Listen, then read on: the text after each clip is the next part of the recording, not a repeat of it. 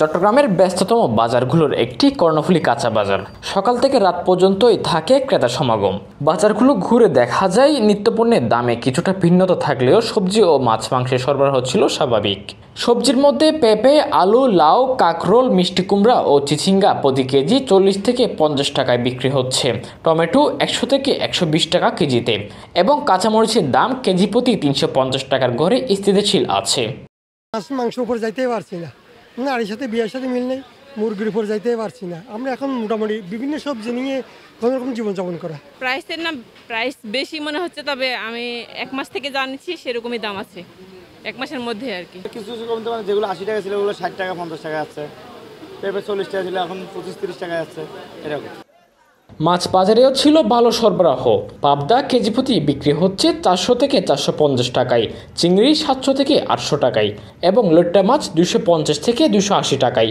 পর্যাপ্ত সরবরাহ থাকা সত্ত্বেও ক্রেতা ও বিক্রেতাদের মধ্যে শোনা যায় ভিন্ন কথা।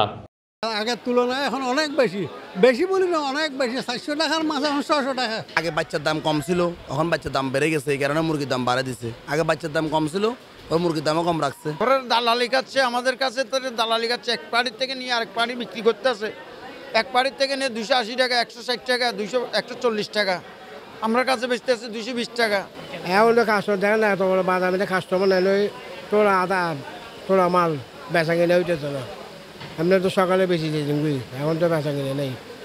এটা 10টা 11টা পর্যন্ত বসে দেওয়া লাগে। গরুর মাংস বিক্রি হচ্ছে কেজি প্রতি 800 থেকে 850 টাকায়, আর গত কিছুদিন আগেও 150 টাকায় বিক্রি হওয়া মুরগি বিক্রি হচ্ছে 180 থেকে 200 টাকায়। সবকিছুর দামের এই ঊর্ধ্ব ও নিম্নগতিতে ক্রেতা ও বিক্রেতাদের পড়তে হচ্ছে ভোগান্তিতে। ক্রেতারা জানান তুলনামূলকভাবে সবকিছুর দাম বেশি, বাজার করতে এসে হিমশিম খেতে হচ্ছে তাদের। নিত্য প্রয়োজনীয় পণ্যের দাম স্থিতিশীল থাকলেও ক্রেতা ও বিক্রেতাদের প্রত্যাশা আসন্ন মৌসুমে শীতকালীন নতুন সবজি বাজারে আসলে বাজারে সবজির সাথে সাথে অন্যান্য সবকিছুর দামও কিছুটা কমবে। এতে সাধারণ মানুষের বাজারের চাপও কিছুটা হালকা হবে বলে আশা করছেন তারা। শাহনীল চৌধুরী, দৈনিক অর্থনীতি, চট্টগ্রাম।